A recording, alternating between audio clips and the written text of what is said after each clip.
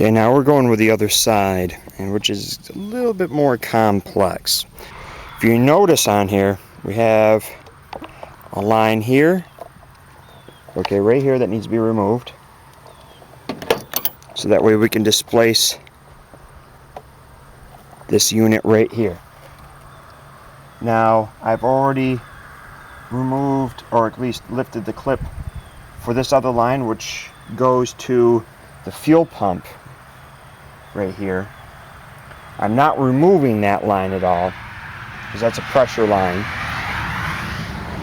and you shouldn't even have to, because all you have to do, it's plastic, hard plastic, and it's easily able to be displaced.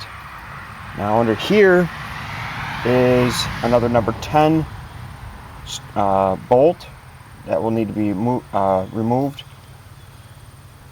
to remove this bracket here. Okay. Now I could easily slide it off the rubber, but the problem still remains that the bracket that this thing attaches to right here is actually over the top of the plug lead, so it'll have to be removed as well. And to remove this is very simplistic. There's a little tab here, you turn and it slides right out. Same on this side, you turn it and it releases the locking mechanism and it slides right out of the way. Again, the number 10 is right there,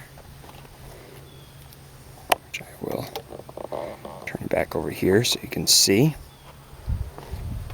Number 10 right here.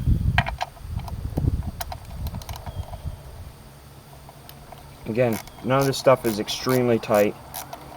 For something like this, you will not require anything more than a 1/4 inch drive, anything more than that. Because of this being aluminum, you could potentially strip this out. Again, using a 1/4 inch drive is good. Also for these, because your spark plug leads and the distributorless ignition system, which is attached to this, is only plastic.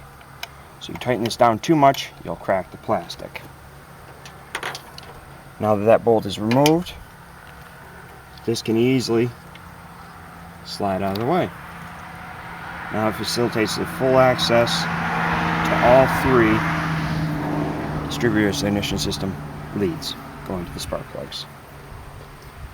And again, if I had a longer extension, this would be a little bit more comfortable, but it's not impossible.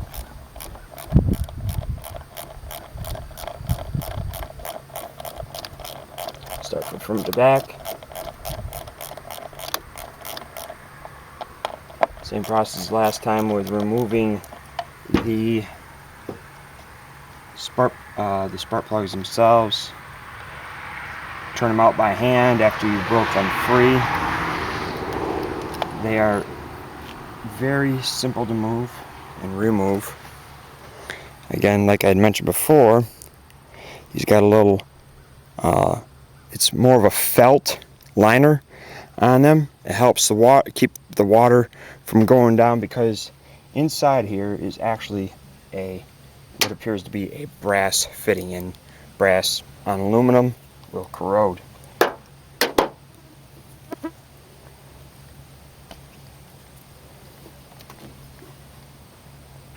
Straight up, twist out of the way, and remove. Very easy, requires very, very little force to remove these. Again, deep well 5/8.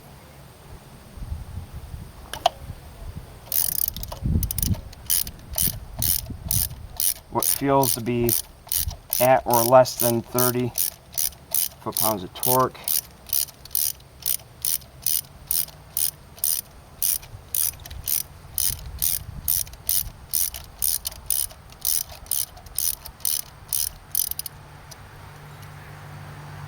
Tension removed. Because it's so deep and long, you're sitting there for a very long time trying to remove this. So one hand guiding it, another hand spinning, removes them much quicker. There we go.